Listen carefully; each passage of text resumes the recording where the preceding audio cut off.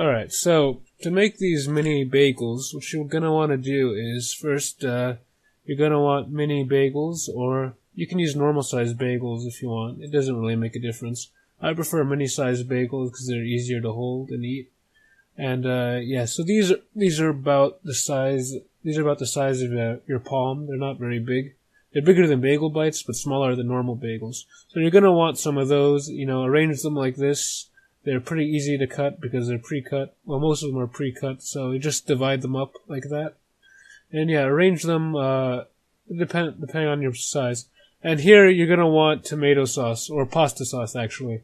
And it doesn't really matter what kind of pasta sauce you use. You can choose the kind of flavoring you like. But you're going to need pasta sauce, not tomato sauce, because it's thicker and it's easier to use for the sauce. Tomato sauce is too thin. It won't cook right.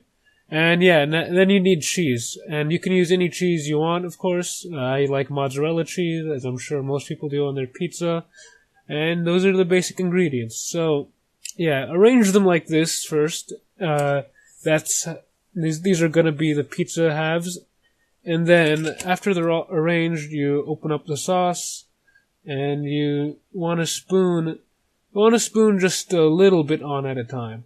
Because you don't want to overload it with the sauce, because if you add too much sauce, it won't cook right, it'll be too saucy, everything will just fall off the bagel, and yeah, so you just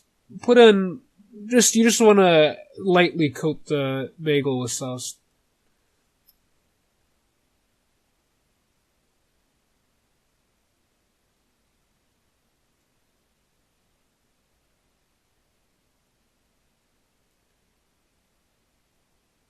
Alright, so now we have them all covered.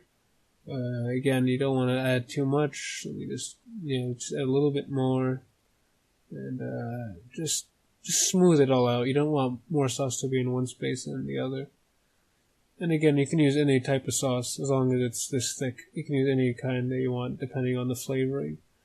Now that they're all covered, what you want to do is you're going to want to take your cheese and you just want to lightly sprinkle it on top. There you go, see? Just do it lightly, don't overdo it again, because if you overdo it then... Well, you can add more cheese than sauce, because the cheese is really what's going to keep the sauce into place on the bagel.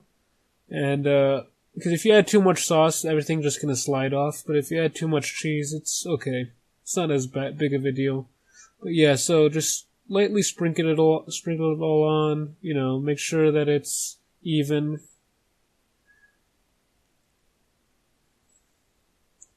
Alright, now these are about good to go.